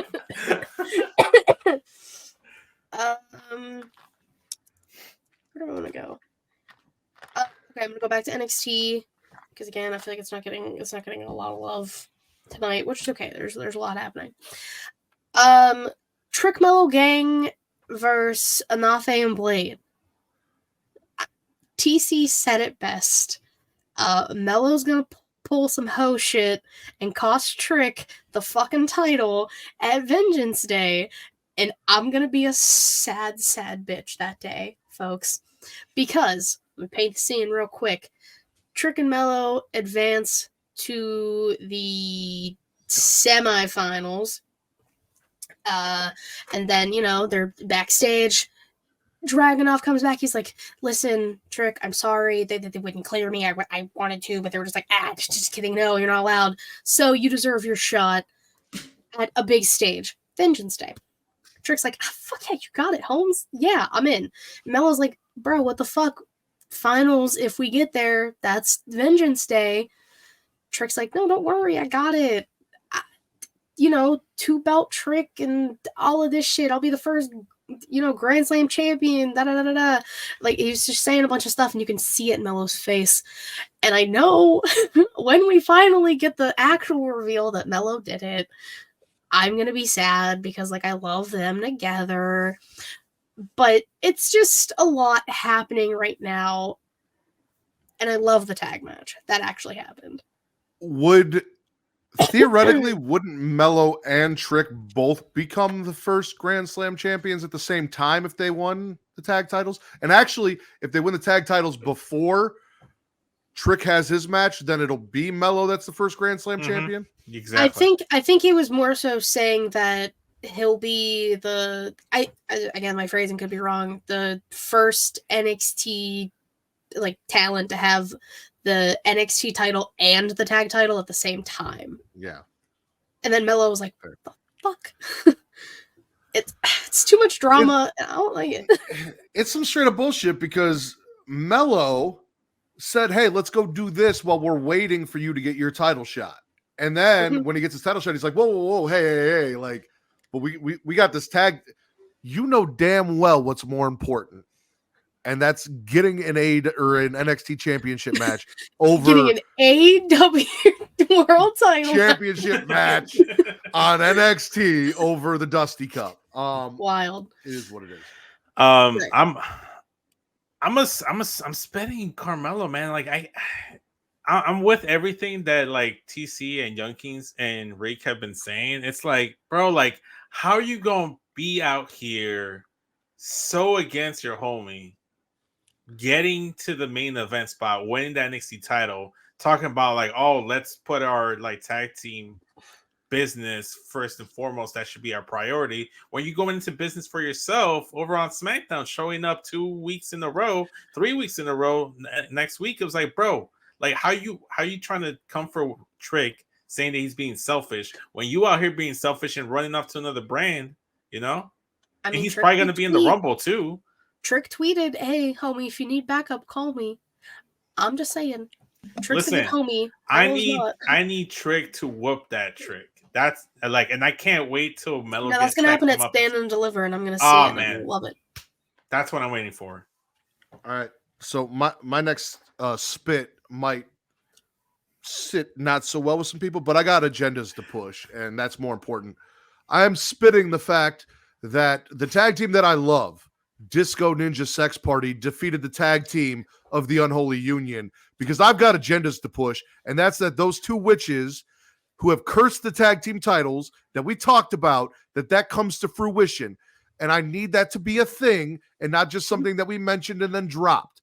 I need, hey, we got the name. It's not Fire and Desire as I want it to be, but Unholy Union is a fucking fantastic name. Love it. And I need Alba and Isla with those women's tag team titles. I love Disco Ninja Sex Party. We love Disco Ninja Sex Party. I need the Unholy Union holding the tag team titles. Them losing, spit. The fact that the Bukkake Warriors slid in and are going to bump them out of the way and get that match is a spit because I need the Unholy Union holding those belts. I got a question primarily for Katie, but I also would like to get your opinion, Matt and Will. If they go the route at WrestleMania, whether Kabuki Warriors are champions going into it, or if it's Kaden Carter and Katana Chance as champions, how do you personally feel if they do another Fatal 4-Way or triple threat women's tag team title match at WrestleMania to get? Because I see the positives in terms of you get more teams in there, you get more women, more people, just wrestlers on the show in general, so they get a payday, a good payday. Or would you rather see just a traditional tag team match and not see the stereotypical multi-woman match at WrestleMania? No, I want the multi-women tag match because if you like, I'd say now more than maybe previous years, we have like a lot of tag teams. So like it's, I mean, Unholy Union, which like also disrespected that like they lost so quickly to Disco Ninja Sex Party. Kind of fucking annoying. Disco Ninja Sex Party Kabuki Warriors. I almost said what Matt says. Chelsea and Piper, The Way, Zoe and Shayna. Like, even they're not like out of them. Like, that's the team that doesn't have like, the least experience out of the teams I just said. But like having those teams, or even just some variation of those, fuck it, why not? I mean, showcasing that these teams are kind of holding it down for a division that has come and gone many a time since the titles were fucking introduced, what, 4 or 5 years ago? Yeah. Like, and I would be so okay with a multi-woman match. Okay. That means I get to see more ladies. Come on now. Because that's my stance. And I see a lot of people online, mostly, obviously, that makes a lot of sense. But they always complain, whether it's women wrestling fans or male wrestling fans, they're always like, oh, like they're just gonna put all the women in a multi-person match. They can't just have like this traditional singles or like a traditional tag. And I'd rather have like all the women than no women, and see the titles defended. But there's a lot of legit teams, and that's why I'm so okay with it, because you could do Shayna and Zoe, you can do Piper and Chelsea, you can do The Way, you can do Unholy Union, or Kabuki Warriors, or I'm not gonna butcher it, but Kaden Carter and Katana Chance. You know, there's so many people. Disco Ninja Sex Party. Disco Ninja Sex Party. I always get the order of it incorrectly, so I don't want to do. As long as you have the words, it's fine. Here's what I need. I need Kaden and Katana, kayfabe, because I don't want to see anyone really hurt, go down with an injury prior to WrestleMania, have to relinquish the titles, one of them, whatever. Yeah. You give me Alba and Isla, who will win at WrestleMania because they've cursed those belts. You give me Maxine and a little pit bull over there. Yes. Because I really enjoy that pairing. And props to Maxine for what she's been doing. You give me the Bukkake Warriors, and then give me a tag team from NXT that has to qualify. Maybe the tag team that wins the Dusty Cup, or I don't know, like do a female version of the Dusty Cup, but to come up and wrestle at WrestleMania for the tag team titles. I'd be down for that as well. Oh yeah. There are plenty of women's tag teams now available. I guarantee you, Natalya and Tegan. If this was a Saudi show, Natalya and Tegan probably going to be in that match. So it is what it is. Will, what about you, man? What do you think? Don't disrespect her knees. I had this down as a gargle undecidedly, because I do love Disco Ninja Sex Party. Undoubtedly my favorite tag team. I feel like when Alba Fire and Isla Dawn, Team Firecrotch, when they came back on the scene, they went from being a very viable fan favorite to disappearing, and then bringing them back and expecting us to be like, oh shit, this is one of those things where I kind of forgot they existed, because like what Bakley was saying in the chat, they had been gone long enough and I wasn't familiar with enough NXT during their run for me to go, oh shit, that's who that is right away.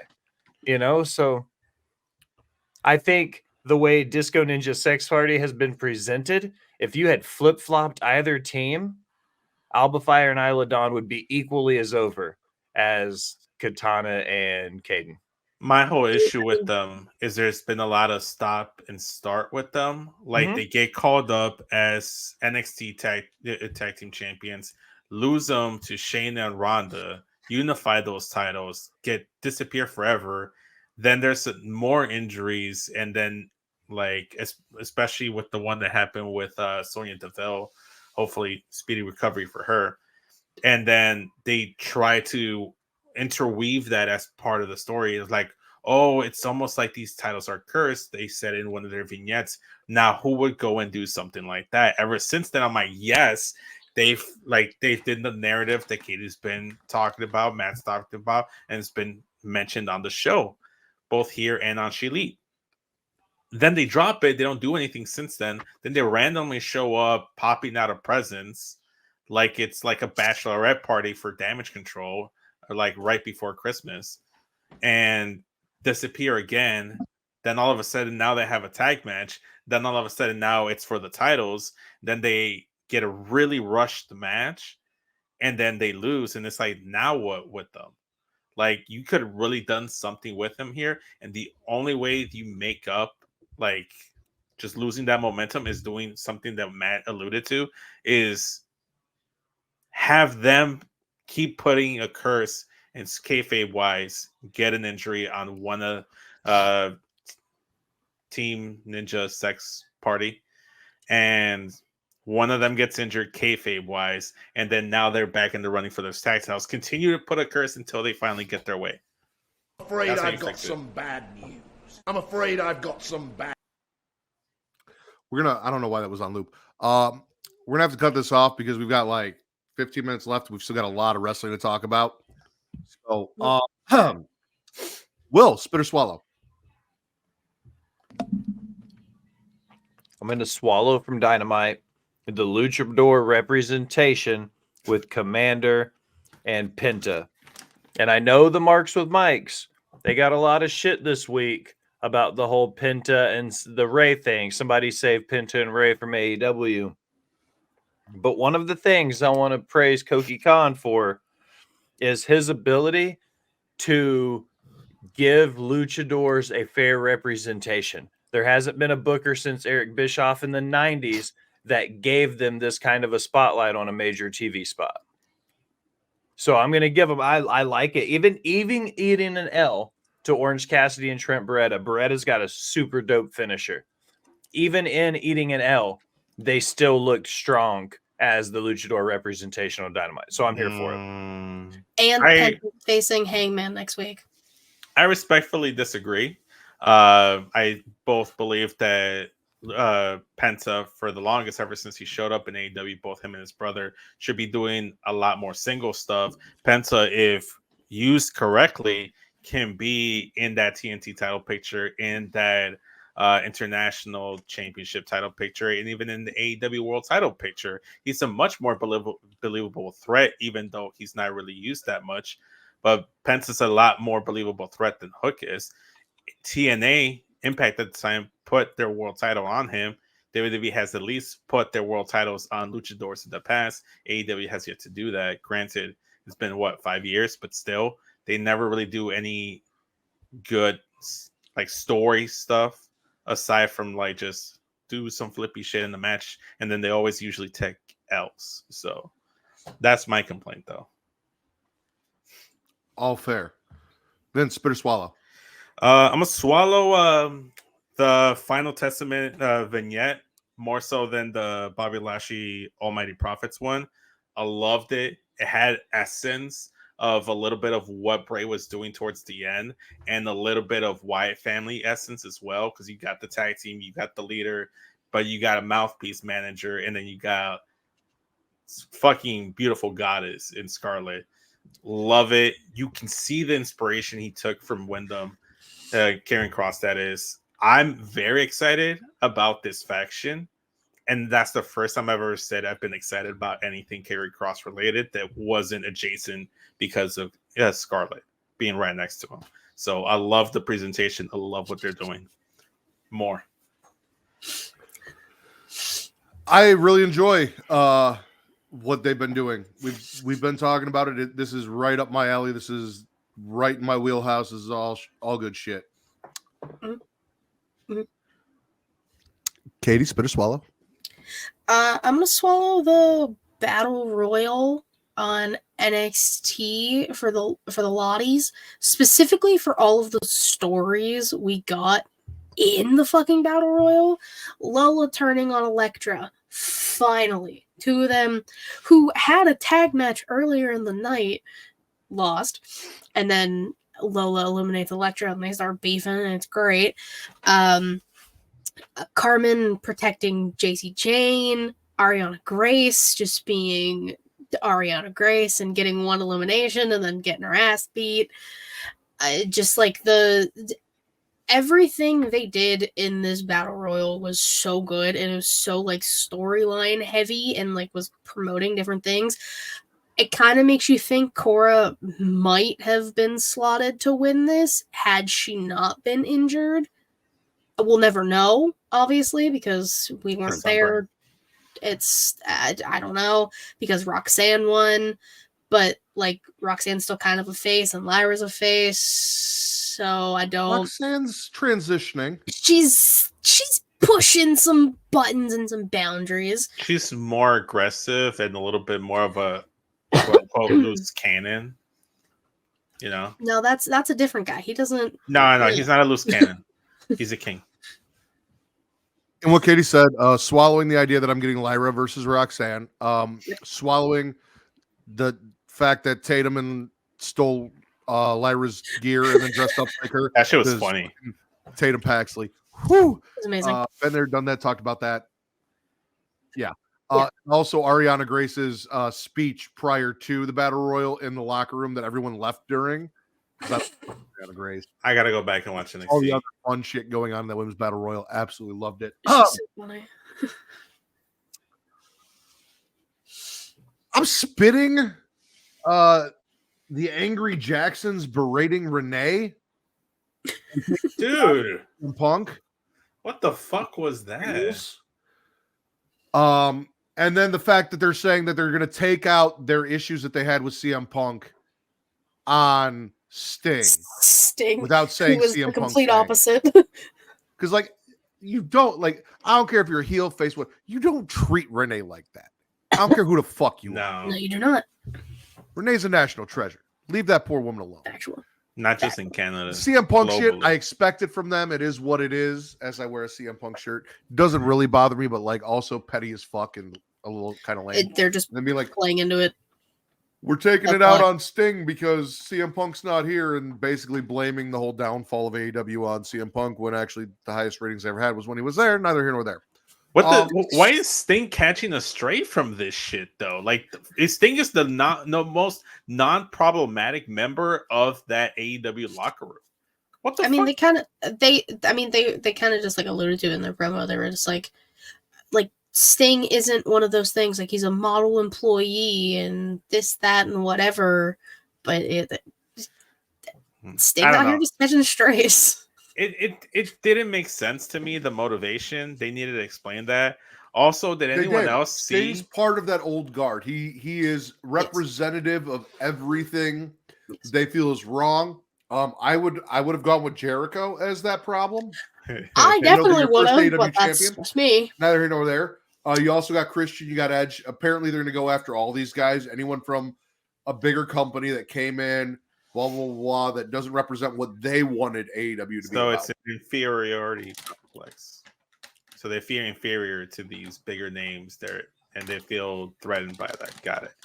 I saw people making reference that the reason they got the mustaches because they're doing a parody of Mustache Fins. So I don't know. I'm not feeling them, man. I'm not feeling the Young Bucks, and I used to love the Young Bucks. I got an autographed signed Funko Pops from the Young Bucks. I got like a lot of like Bullet Club stuff and Young Buck merch. I got pictures with them. They were fantastic to my little sister when she met them. I used to love them so much, and it's just like, don't you just hate it when like something or some people that you used to love, all of a sudden you just can't stand to even watch? Like whatever they're doing, I just click next channel. Will, you look like you want to say something. I made a TikTok about it, and I said they reminded me of Spy versus Spy. And Bizarro South Park with when Eric Cartman got the goatee because he was like a bad guy now. That's kind of what they reminded me of. I do love Matthew and Nicholas Jackson. Like choosing to go by their God-given names. Which, it's not even their real last name. It's like you're still not going by your God-given name. The fact they're leaning into the whole we're executive vice presidents of All Elite Wrestling. It's time we start acting like it. Like all of that stuff. Like I kind of love them leaning into the shit they were getting crap for. Like the whole we're not professional. So now they're going to, it's like the equivalent of killing somebody with kindness. Like if you know somebody doesn't like you, you continue to be overly nice to them to piss them off.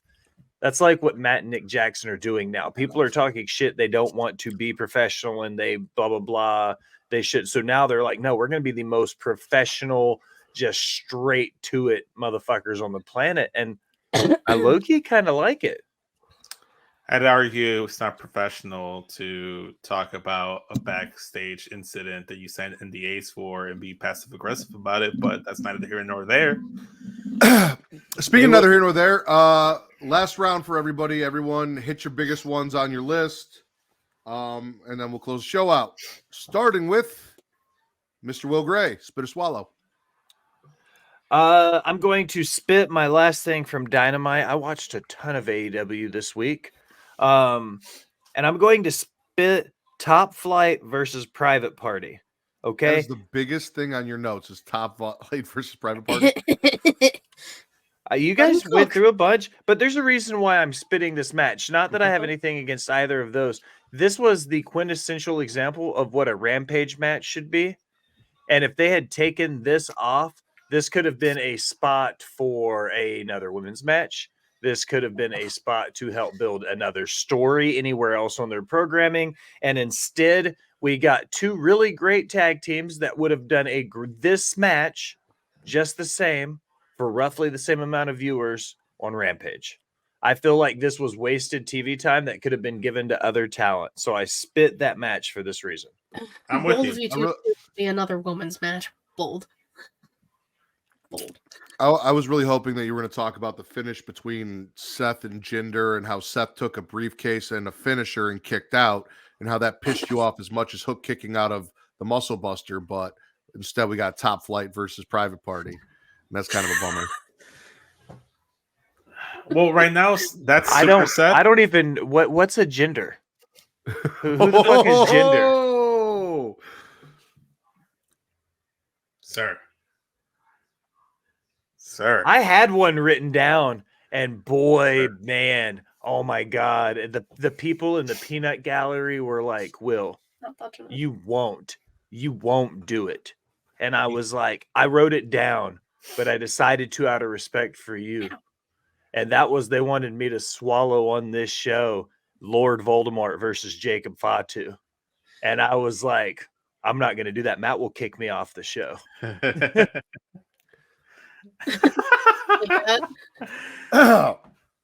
Vince, spit or swallow. I want to talk about what you mentioned, but you said the biggest load. So I'm gonna gargle the way we got to making the Fatal 4-Way match at Royal Rumble for the WWE Undisputed Unified Championship, where they start off with the contract signing. The first three members to get in the ring, sign the contract, do their shtick. Paul Heyman comes out and says, nah, we're not going to do any of that. It's supposed to be a singles match. We ain't going to do this shit. Nick Aldis threatening to vacate the title and make it a triple threat match to crown a new champion. Still more backstage stuff. It leads to other stuff, other matches, I should say, between AJ Styles, LA Knight. We already had the scheduled Randy versus Solo. Solo's trying to take out everyone else, interferes in the LA Knights AJ Styles match, calls out Randy Orton. He's trying to do what he's got to do for the tribal chief. But I'm spitting the fact that once Roman came in and they laid out almost every member in that official Fatal 4-Way match now, he went ahead and got that contract because he asked for the contract from Nick Aldis. He signed it and then dropped it to Nick Aldis. Why did you change your mind? Like, unless they specify that next week they specify that Nick Aldis went into Roman Reigns' locker room, because we did see him outside of Roman Reigns' locker room before AJ Styles interrupted him, and they had a conversation and kind of made it so that Roman's like, all right, fine, you're forcing me to do this, but fuck you, big middle finger, I'm going to lay out everyone in this match and make sure they're not 100%. I need a reason why all of a sudden Roman's now cool with it and just signed it. Maybe because Nick Aldis said, fine, if Roman doesn't defend it, I'm going to make him vacate the title and we're going to have a triple threat match for the title. I don't know. Like, it has to be like emphasize and unpack a little bit more for me. But I mean, it's nitpicking though. I was gonna say that was all the justification I needed. Was he's like, I'm just gonna strip Roman of the title, so Roman's like, fuck it, now I have to do it. Even though Paul said he'd never get. Paul came out and was like, oh, you'll never let that fly, blah blah blah. Paul is just bullshitting his way to bullshit his way. I was all about it. I'm all about having a GM with some motherfucking balls. I love and Nick Aldis has got so some much. motherfucking balls. It's a beautiful man right there. Shout out Mickey James. You got a good one. Mickey James is one lucky fucking lady. Katie, spit or swallow. I'm torn between two because I think you'll talk about the one. Talk about the one you don't think we'll talk about. Okay. Fuck it. I'm swallowing, even though it was brief, I'm swallowing the Jay Briscoe tribute on Dynamite. A, gets me every fucking time. B, it like Mark Briscoe like got time on the actual anniversary, which is always a beautiful thing. And Jay's daughter, Mark's niece, who was told will never walk again, walked out on stage. That was one of the most heartwarming things I think I've ever seen in my entire fucking life in wrestling in the past 20 years. Off the top of my head, and like that, especially with a child involved. Oh my god, I was a mess. I was not okay, but it was beautiful, and I'm glad that they.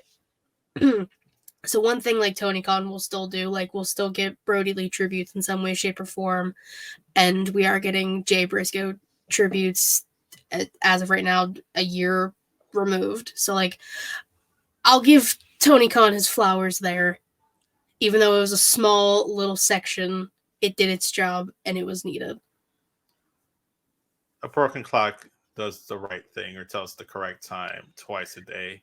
Tony Khan sometimes does the right thing once in a while. Vince gets he gets it right every once in a while. That was a C+ in you got there barely. It was rough, but you got there. A broken clock is right twice a day. There you go. There it is. There you go. This makes it really hard for me because, like, Drew interrupted our MLK Day speech from Cody, which pissed me off.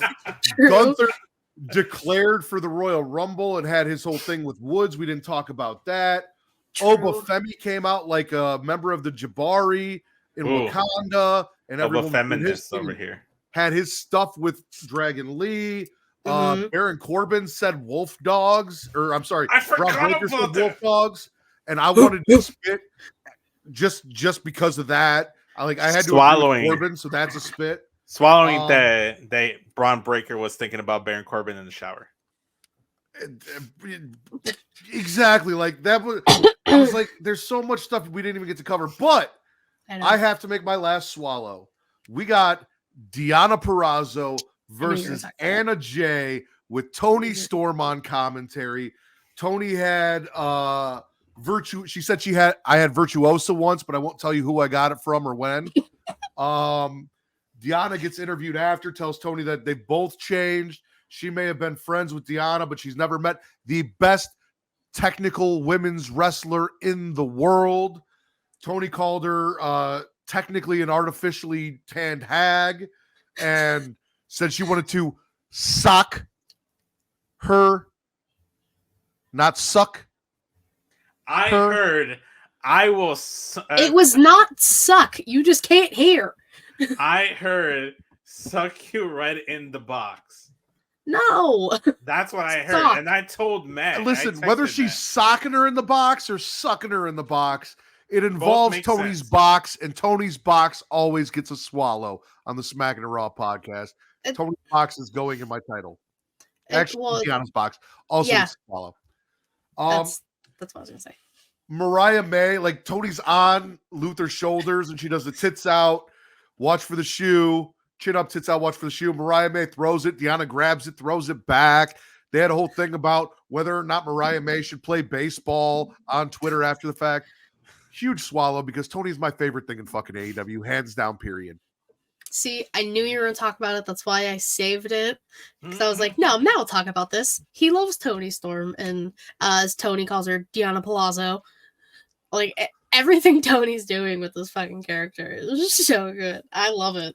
And like, Good shit. saying she's going to sock her in the box. And like, Deanna and Renee breaking in the ring because they're like, does this bitch just fucking say that? And people not knowing that box is a euphemism for vagina is the funniest thing in the whole world. It is. Speaking of wolf dogs and thinking about other men in the shower, a man that I frequently watch when I'm in the shower, the Will Gray. What was the favorite show you watched this week?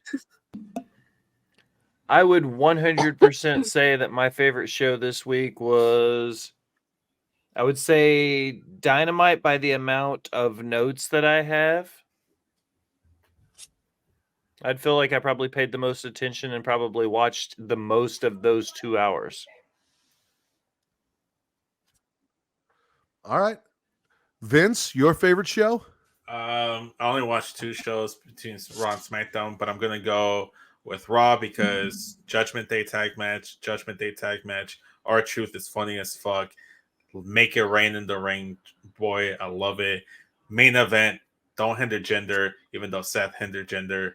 Shout out to Seth. Super Seth. Get well soon. Drew interrupting on my case day speech from Cody. Loved it. Next week, CM Punk, Cody. Everything was teased. Loved it. Raw. I love it, Raw. Katie? I'm torn between NXT because I got like all of my women and Dynamite because Hook versus Joe and Deanna and Anna. So,